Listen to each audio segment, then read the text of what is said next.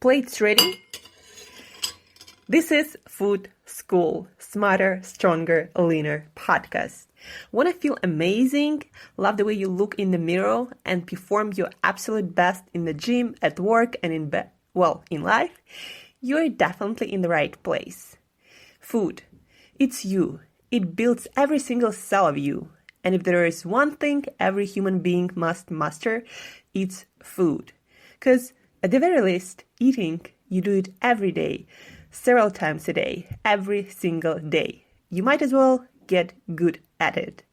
I'm your host, Shurina from Create Yourself That Today, your personal nutritionist and plate watcher, your diet guide and explorer, your fat loss coach and food inspector.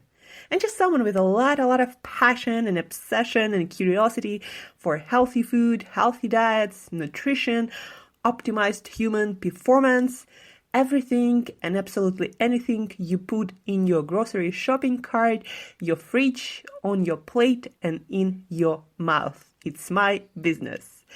Food School, on a mission to help you eat better daily. It's the last time I talk about food. It's the last time I talk about food. Hey guys, and welcome back to another episode of Food School Smarter, Stronger, Leaner podcast. Today is Tuesday and we are continuing with our journey to eating better, healthier, making smarter food choices to feel better, to look better, perform better on so many levels. So hey guys, how's your sleep going?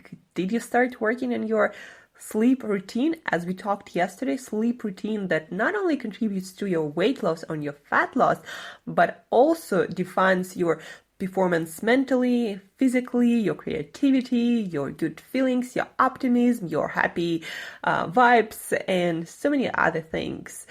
You cannot skip on sleep, guys. So check back the episode yesterday if you haven't yet and start working on your sleep routine like your life depends on it, because guess what? It actually does. Today, we are continuing our conversation about our genetics. So today will be food preferences and genetics. On Friday, we will continue with food intolerances and genetics. And on Saturday, we will conclude all the information about genetics, genetic and metabolism, and weight loss, and fat loss, and exercise performance, and food, and everything. And I will give you a few actionable steps that you can use today, apply to your genetic testing and to your genetic heritage and potential to get the most out of your nutrition habits, most out of your nutrition choices. Today, as I mentioned already, we are talking about food preferences and genetics. So I continuing reading information and report from Precision Nutrition, where I studied. It's a comprehensive report on everything related to genetic testing as for right now and usable data from that. So for today, I've researched more the data for food preferences and our genes. Do we like sweet things or bitter things or fattier things because of our genes or because of something else? From all the data, guys, our taste, our preferences for sweeter things, for bitter things, for fattier things, or aversion to bitter taste things like dark chocolate or vegetables or black coffee and really strong tea. Do those preferences are genetic or, again, something else? They're caused by something else. And from all the data, from all the comparisons of genetic materials of people and their actual preferences for food, it seems, guys, that genes do not play a huge role in your preferences for bitter, fatty, or sweet foods, even though it seems that when it comes to fattier foods and when it comes to bitter foods, there is more evidence that some genes can affect your preferences and tolerance for bitter or for fattier foods. So for example, if you try fatty foods and it tastes too rich for you, like take myself, I can eat a few avocados, I can eat butter by the spoon without nothing added. I don't need any sugar or any sweet to that. I can just add the whole stick of butter without no problem, and it's not going to be too rich for me. That's how fat loving I am. And as far as I can tell you, I always loved my fats and proteins. But then also, again, my personal example, take my breakfast. When I was a kid, I grew up in a traditional Russian family, and for breakfast we usually had two things, some variation of that, either hot cereal that was not some modern dessert like cereal, it was more of like kind of a little bit sweet, maybe, might be not. Cereal with a little bit of butter, maybe a little bit of sweet, but it didn't taste really sweet and it was hot. Or the other variation of our breakfast would be a couple of open sandwiches, what we call buterbrody in Russian, with salami, with some cheese, some hot tea, and maybe a few vegetables. So that was my breakfast. So kind of, nothing spectacular or nothing really extraordinary. But then in my teenage years, I got more into training, into going to the gym, working out, bodybuilding, fitness culture. And I started learning more about nutrition and different macronutrients and how to get lean and how to, look different in a good kind of way, in a healthy and fit kind of way.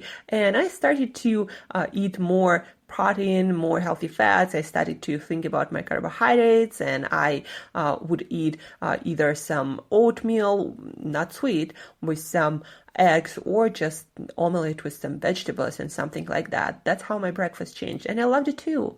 And then in a couple of years, I was doing raw vegan diet. I even got certified as a raw vegan chef, and I lived in Thailand and Malaysia and Indonesia for 3 years. And at that time, I was close to for being fruitarian. So my breakfast was bananas, mangoes, or whatever fruit I got from the market fresh that morning. So that was my breakfast back then, and that breakfast was probably the sweetest I've ever had in my life, and I loved it too. But I kind of was missing my fats and protein, and also after a while being on raw vegan diet, I didn't really feel my best, so I started transition to keto and low carb lifestyle, and I started to learn more about it. And then after a while, I got more knowledge and certifications in nutrition, and transitioned to being a nutrition coach, and transitioned into low carb keto nutrition, and also just learn more about nutrition as our knowledge about nutrition as society evolved. My breakfast changed quite a bit too. Now my breakfast is some sort of combination of personal preference and all the knowledge that I've accumulated recently and over the past few years while on my keto journey, low carb journey. So now my breakfast is some sort of fatty fish with all the omega-3 fatty acids that we know are so amazing for us and that we cannot survive healthy without. Then also it's usually half a whole avocado with all the monounsaturated fats, with all the fiber, additional vitamins and minerals. Then it's 1 or 2 eggs with all the good protein and healthy fats and vitamin D and A and so many other vitamins. And then it's some sort of probiotic rich vegetables. So usually these days is some kind of sauerkraut with maybe some beets or carrots in it, or maybe without. So some sort of pickled vegetables to add some health to my gut health, to add some healthy bacteria right first thing in the morning, to jumpstart my healthy eating habits right first thing in the morning. So you can see how my habits changed, not so much because my taste preferences changed or because my genes changed. They obviously didn't change, but more because of what I've learned. And also, as a kid, as a teenager, I used to hate vegetables, as a lot of kids do. And I believe it's because of all those antioxidants and bitter compounds that create a mild stress or hormesis on our cells, creating this environment where our cells get stronger and tougher through exposure to mild stress. But I believe as kids, our cells do not really need the stress, and our immune system is not as strong yet, and we need more nutrients for growth and for development, not to lose weight or burn fat. It's not our most important task of our body at that moment. So I believe that's why a lot of kids and young teenagers, we don't really love vegetables. But again, as I grew older, as I grew more mature and my body changed, now I love my vegetables. Like, I really, really love my Brussels sprouts, my broccoli, my spinach, my dandelion greens. The more greener, the better, the merrier. I love my bitter olive oil. The bitter, the better. The more bite it has, the better. I love 100% dark chocolate, and believe it or not, I love it 100%. I need no sweetness added to it. I love it just like that, 100%. I love my dark, really rich coffee, black coffee with no sweetness added to it. I love espresso black just like that. I love my green tea, the bitter, the better. So I really love my beet taste, and my health seems to improve because of that. And yes, I enjoy my sweet taste, usually from fruits these days, once in a while, once in a blue moon more like, because I don't really miss sweet taste. But I used to love sweets too as a young girl, and my father has sweet tooth. He still kind of has it, even though, he's in his 60s, but he loves his sweets.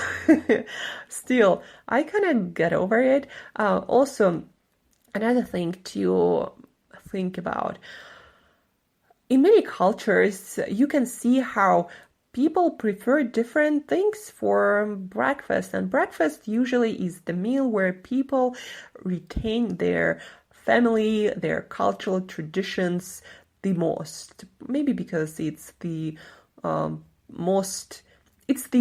it's the meal that people usually have the most control over, and they usually have it at home. So in Sweden, people love herring and fatty fish, and maybe some rye bread, maybe some caviar, some sort of open sandwich like that. In Japan, they love their miso soup and maybe some other fermented tofu products, and a lot of all kinds of pickled vegetables, and also they love their fish and their seaweed. And yes, I had a Japanese friend a while back in New York, and once she invited me for breakfast, and yes, we had miso soup. Even in New York, it was still traditional Japanese breakfast. And then in Africa, in some tribes, they have this tradition to eat fermented corn hot porridge. And in US, a lot of families would have that concoction of sweetness, of different kinds of sweet stuff like orange juice and cereal and maybe some sandwiches, some stuff like that. So as you can see, you might notice that our food preferences are often shaped more by our habits, by our family, by our traditions, by our own learnings and our goals in life, not so much by what we are genetically designed to love. And also, our taste buds change, and they say our taste buds change and die and are born again every 10 days. So if, for example, you drink your coffee or tea super sweet with a couple of tablespoons of sugar or more, and if you try it without sugar, it usually tastes weird. But if you try to do that for 30 days, having black coffee or tea instead of sugary drink, then at the end of those 30 days, your sugary stuff will taste weird to you. And even if you might still prefer it a little bit sweeter, probably not as sweet as you used to love. Just, if you don't believe me, do this experiment. Or even better experiment for you. Try for 30 days to completely change your breakfast for maybe something like mine, some fatty fish, some pickled vegetables, a couple of eggs, and do it for 30 days and see how you feel after it. Maybe change your whole menu because it's better for you, because you know it's better for you. And after a month, you'll notice that your food preferences changed and you tend to want and crave and miss these healthier foods now, or just different foods. And that again tells you that we humans, we tend to love things not so much because of our genetics, but because of our culture, because of our family traditions, because of what is going on around us, because of our own choices and learnings.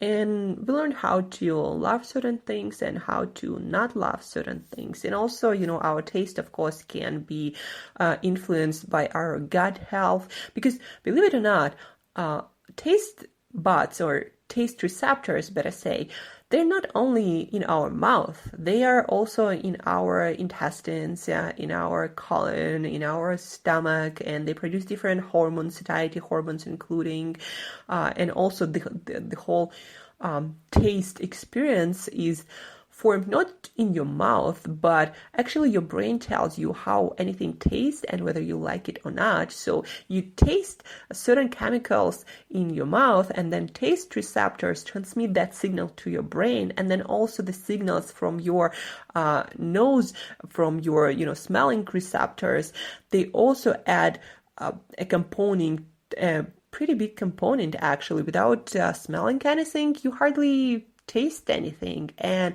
actually we have only few tastes that we can distinguish without smells. Like we can taste bitter, sweet, sour, salty, all this stuff, but without smells we cannot differentiate between sweet and strawberry and sweet in banana, believe it or not. But maybe you remember when you know this stuff, you don't taste that many differences, and most of the food actually tastes pretty bland. So what you taste in your mouth, the smells, it all transmit into your brain, and then brain creates this flavor experience. And that's where that's why we are able to differentiate between so many different flavors, because our brain is so amazing at creating all these flavor differentiations. It's not because of your mouth or because of your nose, and because of our amazing brain. So guys, to recap what we are learning today. We're learning today that even if you think you cannot tolerate your broccoli or your Brussels sprouts or your bitter chocolate or your black coffee, if you think you hate it or you genetically designed not to love things that are healthy for you, it's probably not truth, guys. The truth is probably that you just haven't learned how to love those things, and you don't have a habit of eating them on a regular basis, and probably on tradition in your family culture it wasn't a thing to eat those healthy things, and that's why you don't have preferences for them. But change your habits now as an adult, because you know what is better for you. Change your habits now and you learn how to love those things. Plus, learn how to cook your vegetables and how to cook your bitter and healthier things, and you can always make something tasty. A lot of people ask me how to love my vegetables, and I always tell them, learn how to cook them. That's a bulletproof solution, guys. I do not like raw Brussels sprouts or raw broccoli either. I don't even love them steamed, really. I kind of hate them steamed. But I do love them when they're roasted and with a little bit of salt and spices and herbs, and maybe with a little bit of olive oil. I can eat the whole bucket of them. I swear, I did it.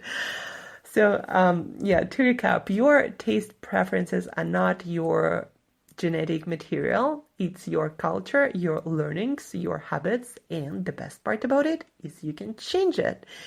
So do that because you're worth it, and because you deserve it, and because the better your eating habits, the longer and more amazing and disease-free and healthier and full of energy your life gonna be. And that's the lesson you wanna learn today. Thank you for tuning in, guys. Tomorrow, we will talk about book The Longevity Solution, all the recent studies about the nutrition and the substances that help us to live longer and healthier. The blog about this book you already can find on Create Yourself That Today. The link is also going to be in the show notes today and tomorrow. So check that out and stay tuned tomorrow for The Longevity Solution by Dr. Jason Fung and Dr. James D. Nicolantonio. So stay tuned for this episode tomorrow. And till next time, as usual, eat better daily.